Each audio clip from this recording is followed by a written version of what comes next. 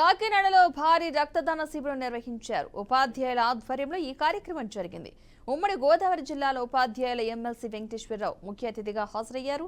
జిల్లా కలెక్టర్ షాన్మోహన్ సగిలి ఈ రక్తదాన శిబిరాన్ని ప్రారంభించారు. ఉపాధ్యాయ సంఘం యూటీఎఫ్ స్వర్ణోత్సవాలకు పురస్కరించుకుని ఈ కార్యక్రమాన్ని నిర్వహించడం జరిగింది.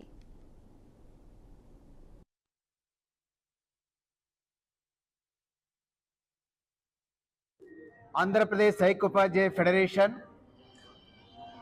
50 వసంతాలు పూర్తవుతున్నటువంటి సందర్భంలో కాకినాడ జిల్లా తరపున రక్తదాన శిబిరాన్ని ప్రారంభించి వెళ్ళినటువంటి కలెక్టర్ గారికి ధన్యవాదాలు తెలియజేస్తూ ఈ యొక్క శిబిరంలో ఈ రక్తదానం బ్లడ్ కలెక్షన్ సంబంధించినటువంటి సూపర్వైజర్ గారు శారద మేడము మనతో ఉన్నారు జీజీహెచ్ నుంచి.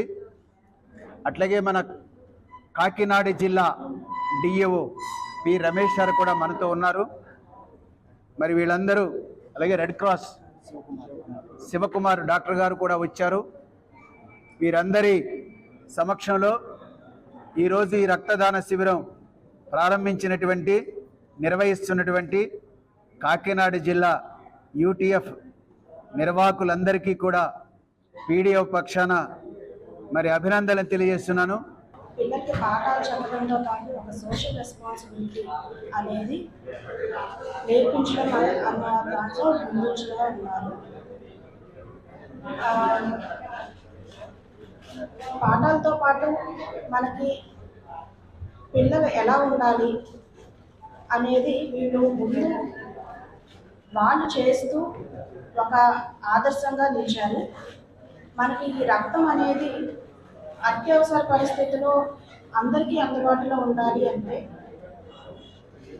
ప్రతి ఒక్కళ్ళు స్వచ్ఛందంగా వచ్చి రక్తదాన శిబిరాల్లో కానీ లేదంటే మన బ్లడ్ బ్యాంకుల్లో కానీ వచ్చి రక్తం ఇస్తే ప్రతి ఒక్కళ్ళకి అవసరమైనప్పుడు